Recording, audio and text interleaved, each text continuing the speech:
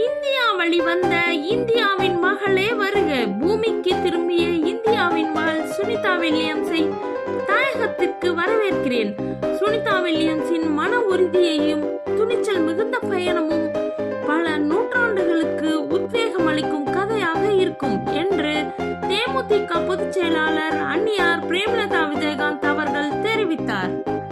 விண்வெளியில் சர்வதேச விண்வெளி நிலையத்தில் தங்கியிருந்த நாசா விண்வெளி வீரர்கள் பேரி வில்மோர் மற்றும் இந்திய வம்சாவளியை சேர்ந்த சுனிதா வில்லியம்ஸ் ஆகியோர் நீண்ட காத்திருப்புக்கு பிறகு பூமிக்கு திரும்பினர்.